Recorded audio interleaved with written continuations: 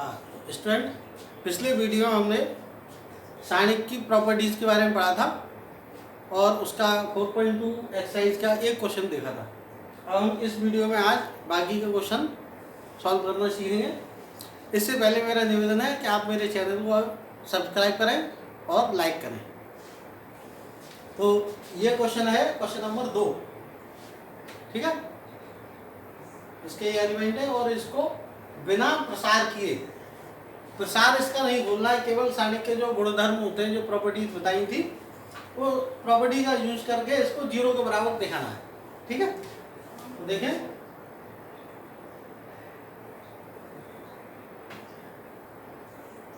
पहले इनको ऐसे ही लिख लें।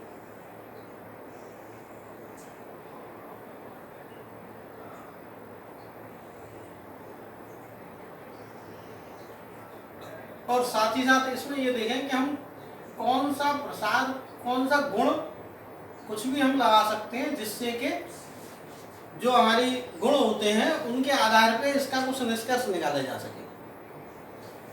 तो देखें, ये हमारा C1 है, ये C2 है, ये C3 है। इसमें क्या दिखाई दे रहा है? A प्लस का है, यहाँ पे A देखिए माइनस का है। ऐसे B यहाँ पे माइनस का है, यहाँ पे B प्लस का है।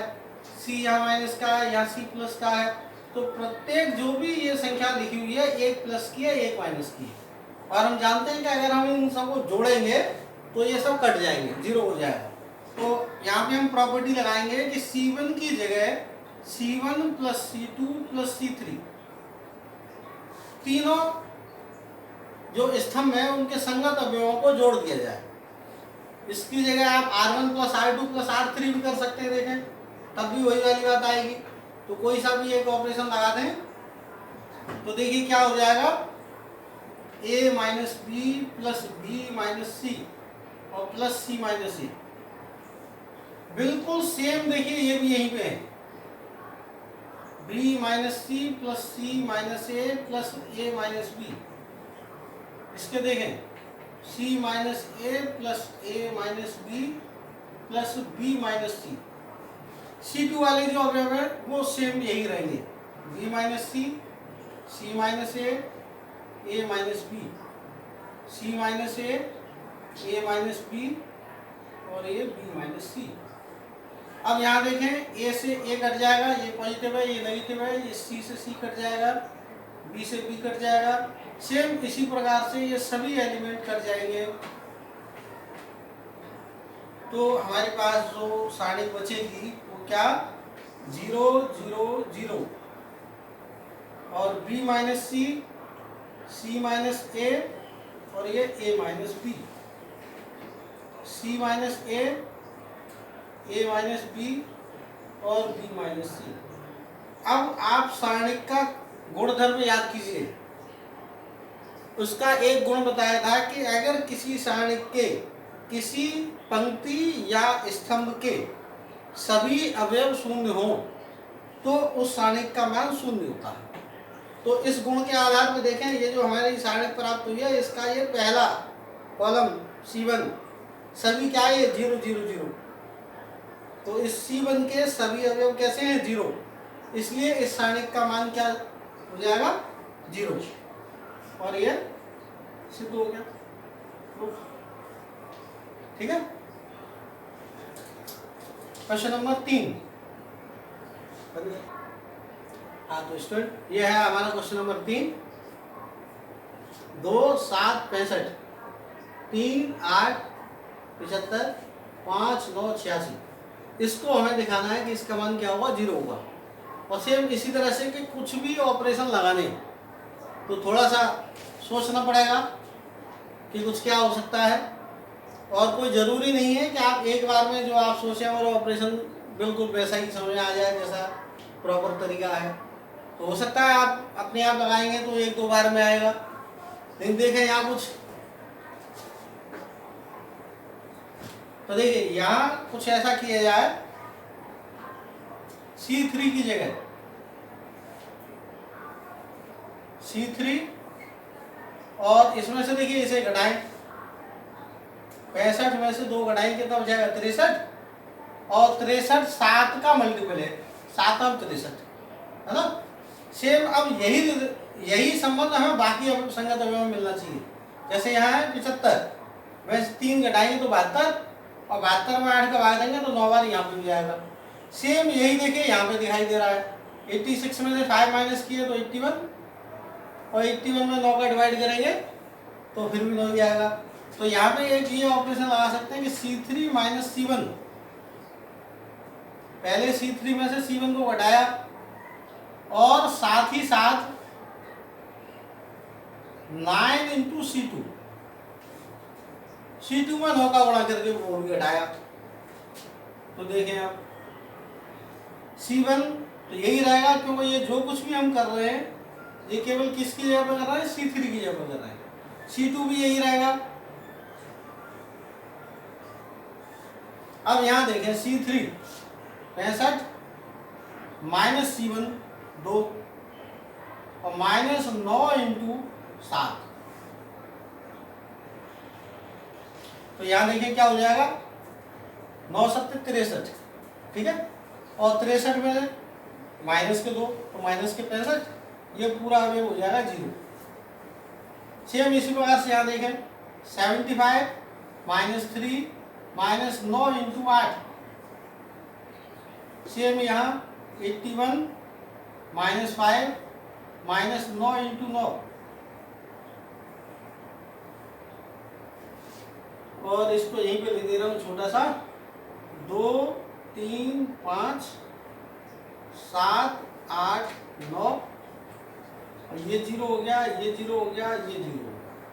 देखिए फिर से वही वाला गुण लग गया जो क्वेश्चन नंबर 2 में लगा था कि इस सारणी की तीसरे स्तंभ के सभी अवयव क्या है, शून्य, इसलिए इस सारणी का मान शून्य होगा। क्वेश्चन नंबर 4, यहाँ देखें क्या लिखा हुआ है, 1 1 1 BC CA AB A into B plus C, B into C plus A, और C into A plus B. इसको हमें दिखाना है कि ये भी 0 के बराबर होगा। तो देखिए इसकी ये वाली साइड मैंने लिख ली है, लेफ्ट हैंड साइड। अब यहाँ देखें क्या समझ में आ रहा है, ये क्या लिखा है, देखो यदि हम A का गुणा इसके अंदर करेंगे B प्लस सी के अंदर तो क्या आएगा, AB प्लस AC, ठीक है, और AB जिस तरह हम ये देखते हैं कि A और ABC है कोई 3 एलिमेंट, अब दो को ही गुणा करें तो क्या आएगा, AB, फिर इसका इसके साथ आएगा BC, फिर इसके साथ इसका गुणनफल आएगा CA। तो इस तरह से तीनों को जोड़ दें तो यहाँ पे देखिए क्या है, इसी तरह का कुछ बनना है, AB प्लस BC ये रहा, और CA यहाँ से आ जाएगा। सेम इसी प्रकार से देखिए A का गुणा जब इसमें करेंगे तो AB आएगा, और इसका गुणा इसमें करेंगे तो BC आएगा, और CA ये रहा। समझ आ रही बात। तो इन दोनों को जोड़ने पर यहाँ पे हम क्या लगा रहे हैं, C3 की जगह C3 प्लस C2, और इनका हम गुणा करके लिखेंगे 1 1 1, ये सेम यही रहेगा BC CA AB। यहाँ पे तो इसका गुणा कर रहे हैं और इस C2 को हम इसमें जोड़ रहे हैं, तो यहाँ पे आ जाएगा AB plus CA plus BC, इसको सही करके लिख दिया। सेम ऐसे यहाँ इसका गुणा करेंगे तो ये क्या आएगा, BC प्लस AB, और इसमें इसको जोड़ेंगे CA। यहाँ देखें BC प्लस CA और प्लस AB यहाँ से। अब आप यहाँ पे देखें ये वाले जो तीनों एलिमेंट है AB CA BC, इसी तरह BC AB CA BC CA AB, ये इनका क्रम आपस में थोड़ा सा इधर उधर हो सकता है, लेकिन तीनों जुड़ रहे हैं इसलिए ये सारी संख्या सेम है। और एक प्रॉपर्टी में हमने पढ़ा था कि अगर किसी सारणी के किसी भी एक कॉलम में से या किसी भी एक पंक्ति में अगर कोई संख्या कॉमन आ सकती है, गुणा करने वाला जो नियम था उसका विपरीत है, अगर कॉमन आ सकती है तो हम इसमें से कॉमन ले सकते हैं। तो इस आव्यूह में से, इस सारणी में से अब हम क्या करेंगे, AB plus BC plus CA, ये हमने कॉमन ले लिया कहाँ से, इस C3 वाली में से। तो C1 में जो है वही रहेगा, C3 में भी वही रहेगा। अब यहाँ से देखिए इस चीज को जब हम कॉमन ले लेंगे तो यहाँ पे बचेगा 1, ये भी 1 और ये भी 1। और देखिए अब क्या हो गया कि आपका इस सारणिक का मान भी किसके बराबर होगा, 0 के बराबर होगा। क्यों होगा, उस कारण को आप यहाँ ले सकते हैं, चूंकि C1 = C3। तो एक गुण ये भी था कि किसी सारणिक की अगर 2 रो या 2 कॉलम बिल्कुल समान हो तो उस सारणिक का मान भी 0 होता है। तो ये सिद्ध हो गया।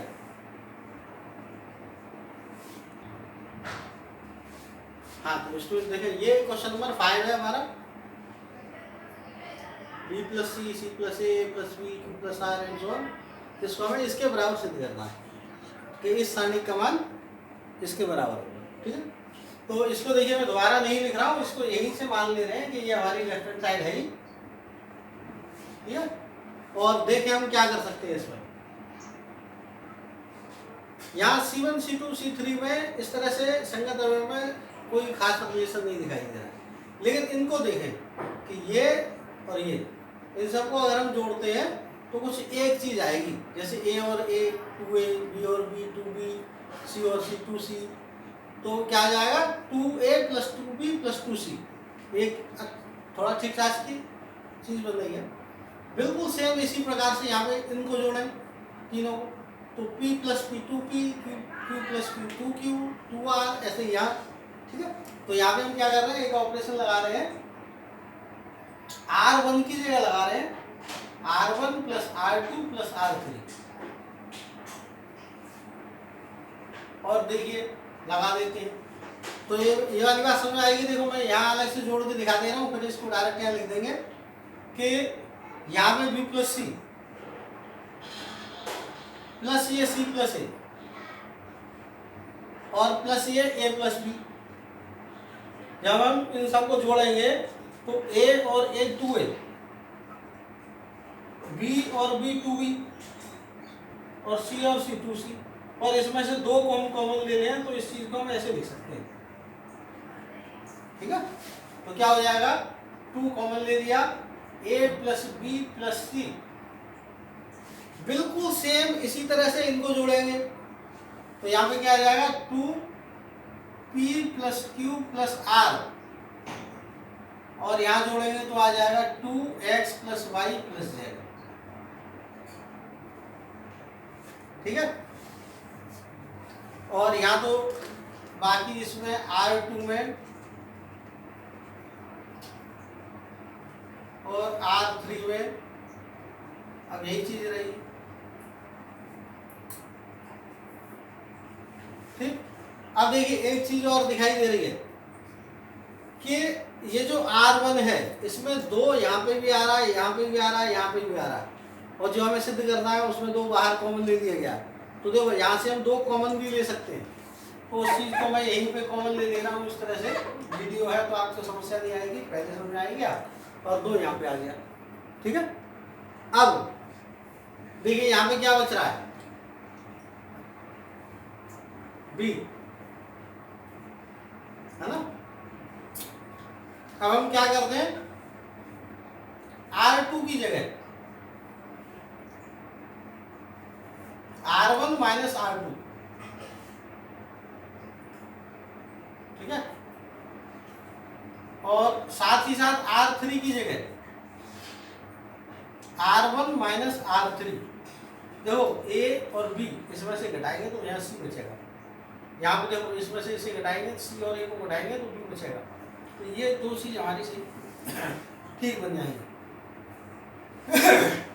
R1 में अभी हमने कुछ नहीं किया, इसलिए A + B + C, P + Q + R और X + Y + Z।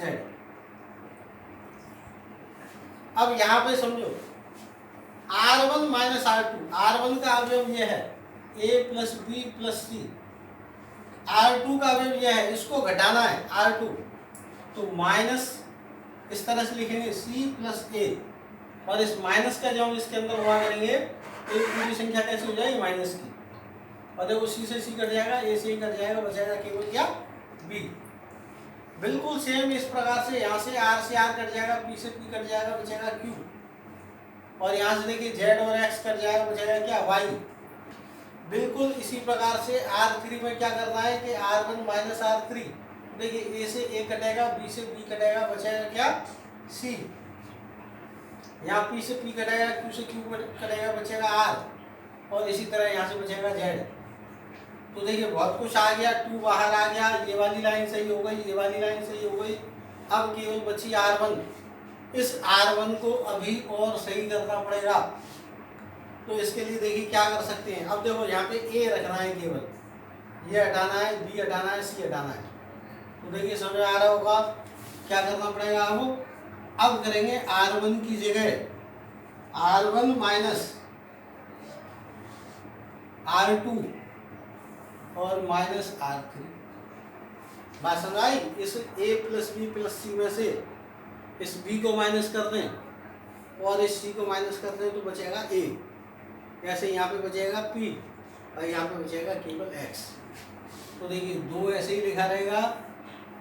और अब देखिए a प्लस बी प्लस सी में से इन दोनों को माइनस करेंगे, b से b कट जाएगा, c से c कट जाएगा, बचेगा a। यहाँ से बचेगा p और यहाँ से बचेगा x। इसी तरह ये वाली तो सब सेम है, v q और ये y, c r और ये z। यही हमें सिद्ध करना था।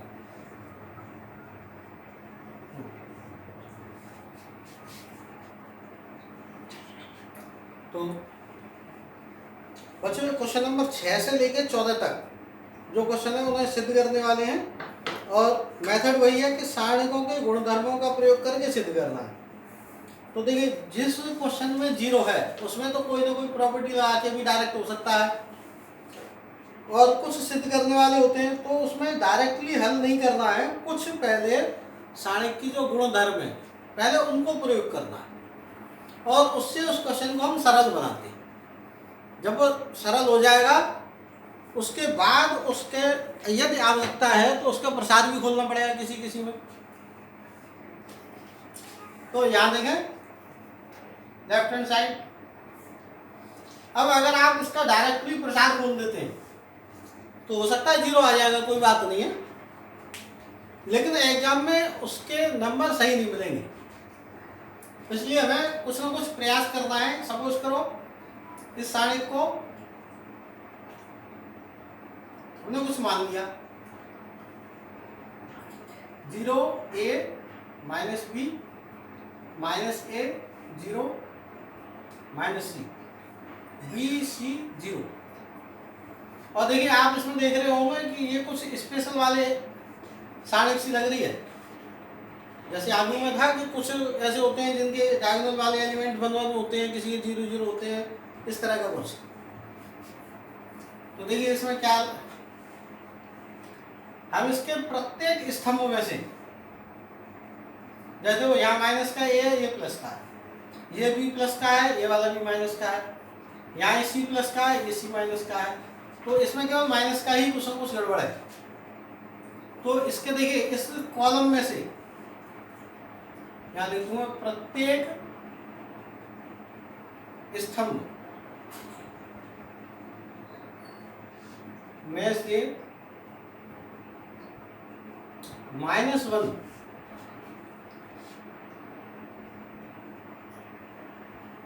कॉमन लेने पर।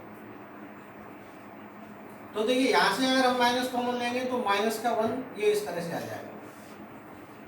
और क्या होगा, ये तो 0 है, 0 तो आप जानते हैं 0 ना माइनस का होता है ना प्लस का होता है। ये a हो जाएगा प्लस का और ये b हो जाएगा माइनस का। ठीक है। इस वाले C2 में से लें तो ये a हो जाएगा माइनस का, ये 0 है, ये c हो जाएगा माइनस का। इस वाले में से कॉमन लेंगे तो ये हो जाएगा b प्लस का, ये c हो जाएगा प्लस का, ये 0 हो जाएगा। अब लेकिन हमने इसमें से माइनस कॉमन लिया था वो तो यहाँ आ गया, इसमें से भी माइनस कॉमन लेंगे तो माइनस का 1 का स्क्वायर हो जाएगा।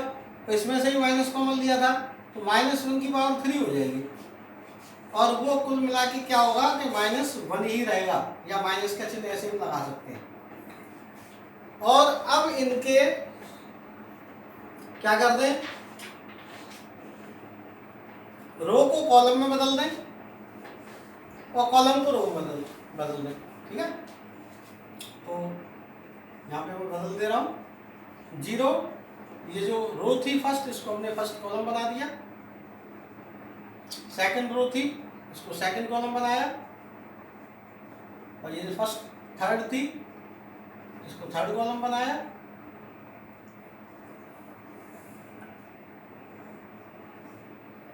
और यहाँ ले दें रो तथा कॉलम को आपस में बदलने पर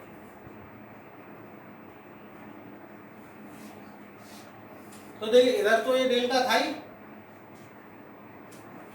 इसके आगे यहाँ देखो इस सारणिक के मान को हमने डेल्टा मान लिया था, माइनस का चिन्ह, और ये पूरी सारणिक माइनस छोड़ के देखो फिर से वही आ गई जो हमने डेल्टा माना था, 0 a minus B minus A 0 minus C minus B C 0, तो इसका मान भी इसी के बराबर है जो दे रखा था, वही चीज आ गई।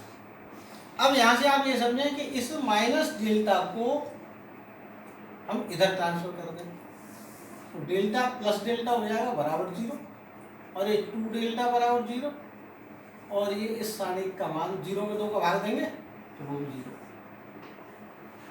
तो सिद्ध हो गया कि इस सारणिक का मान क्या होगा, 0 होगा।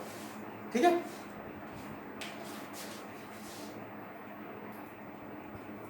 Question number 7, -a² ab ac l²। अब जैसे इसमें हमें दिखाई दे रहा है इस सारणिक का मान 0 नहीं, तो इसमें कोई भी हम प्रॉपर्टी लगाएंगे डायरेक्टली 0 तो नहीं आएगा, है ना। तो इसमें अब हम क्या करेंगे, अगर सीधे सीधे हम इसका प्रसार खोलने लगेंगे तो ये संख्या और टिपिकल संख्या हो जाएगी, और उसमें गलती हो गई, संख्या हल नहीं हो पाता है बाद में ज़्यादा, और उसमें नंबर भी नहीं मिलेंगे। तो पहले हमें क्या करना है कि सारणिक के कुछ गुण लगा करके इसको जितना सरल हो सकता है उतना सरल बनाना है। ठीक है, और जब लगे कि हाँ ये बहुत सिंपल हो गया है, तब उसका फिर प्रसार खोल देंगे, क्योंकि प्रसार तो खोलना पड़ेगा, क्योंकि बिना प्रसार खोले आएगा नहीं, बिना प्रसार खोले केवल गुणधर्म में वही आ सकते हैं जो 0 के मान होते हैं, इसमें नहीं आएगा। तो देखें लेफ्ट हैंड साइड ये लिखा हुआ है, अब क्या दिखाई दे रहा है, सीधे सीधे देखो दिखाई दे रहा है कि इस सब में ए आ रहा है, ए यहाँ पे भी है, यहाँ पे भी है, यहाँ पे भी, ऐसे यहाँ पे देखिए बी है, यहाँ पे सी है, तो इन सब में से कॉमन ले, R1 में से ए कॉमन ले लें, R2 में से बी कॉमन ले लें, और R3 में से सी कॉमन ले लें, तो ए बी सी ऐसे करके कॉमन आ जाएगा। यहाँ से क्या बचा, माइनस का ए, यहाँ से बचा बी, और यहाँ से बचा सी, यहाँ से बी कॉमन लेने में बचेगा सी माइनस का बी, और माइनस का यहाँ से बी कॉमन ले लिया तो खाली सी बचेगा। ठीक है, अब देखें यहाँ से हमने कॉमन लिया सी, तो ये बचा ए, और यहाँ से बचा क्या, सी कॉमन लिया तो बी, और यहाँ से बचा माइनस का सी। ठीक,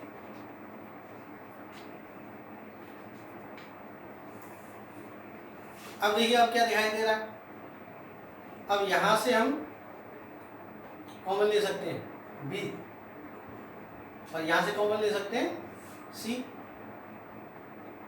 मुझे कुछ गड़बड़ सा लग रहा है, इसकी जरा संख्या चेक करूं।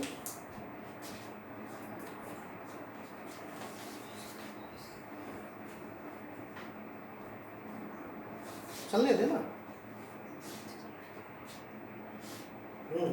ये संख्या मुझसे गलत लग गई थी, ये है बी ए, ठीक है, ए स्क्वायर ए बी ए सी, और बी ए बी स्क्वायर और बी सी, और सी ए सी बी और सी स्क्वायर। ठीक है, तो यहाँ से जब हम कॉमन ले लेंगे, हमने दूसरे में से क्या कॉमन लिया था बी, तो यहाँ से क्या बचेगा, ए बचेगा। अब हमें दिखाई दे रहा है इस पूरे कॉलम में से भी ए कॉमन आ रहा है, इस कॉलम में से बी कॉमन आ रहा है, इस कॉलम में से भी सी कॉमन आ रहा है। तो ए बी सी तो हमारे पास पहले से ही कॉमन आ गया था। अब ये स्तंभ, पहले स्तंभ में से भी ए कॉमन ले लिया, इस दूसरे स्तंभ में से बी कॉमन ले लिया, तीसरे में से भी हमने सी कॉमन ले लिया, और कुल मिला के क्या बचा, माइनस का 1 1 1 1 माइनस का 1 1 और ये 1 1 और ये माइनस का, ठीक है। और देखो अब क्या हो गया, बाहर हो गया आपका ए स्क्वायर बी स्क्वायर सी स्क्वायर, और अंदर क्या बचा, ये जो बचा हुआ ये तो दिखाई नहीं रहा है, एक और ऑपरेशन लगा लेंगे। तो जो हमें लेके आना उसमें से ए स्क्वायर आ गया, बी स्क्वायर आ गया, सी स्क्वायर आ गया, अब रह गया केवल 4। तो हालांकि ये बहुत आसान है, हम डायरेक्टली इसका प्रसार खोल सकते हैं, ठीक है।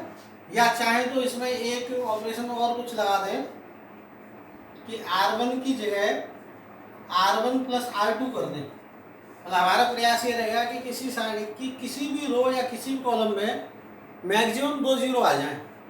3 जीरो तो ऐसे क्वेश्चन में आएंगे नहीं जिनमें कि जो आंसर आ रहा है वो जीरो नहीं आ रहा है, उसमें कोई संख्या आ रही, तो उसमें तीनों किसी भी सारणी की रो या कॉलम के सभी अवयव शून्य हो जाएंगे, तो उसका मान तो शून्य हो जाएगा। तो हम प्रयास ये करते हैं कि मैक्सिमम 2 जीरो आ जाए या 1 आ जाए, उससे थोड़ा कैलकुलेशन आसान हो जाएगी। तो अब हम क्या कर रहे हैं, R1 की जगह R1 प्लस R2, और ये तो आ ही चुका है, तो R1 प्लस R2 देखिए करेंगे, R1 की जगह ये माइनस का 1 और ये 1 क्या हो जाएगा 0, ये प्लस का 1 ये माइनस का 1 0 और ये 1, जबकि R2 यही रहेगा।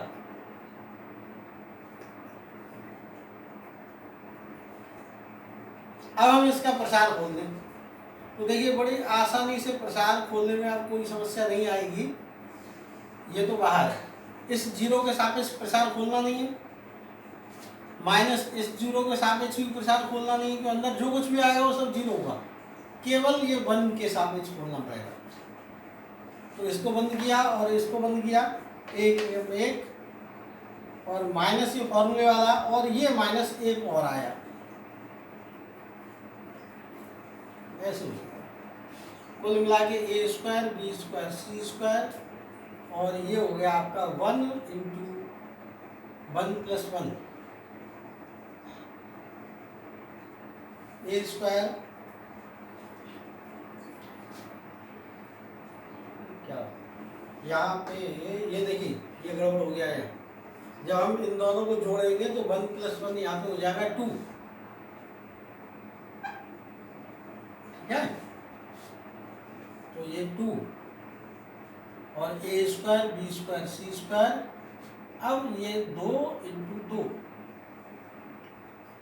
2 इंटू 2 बराबर 4, ए स्क्वायर बी स्क्वायर सी स्क्वायर, ये हो गई हमारी राइट हैंड साइड।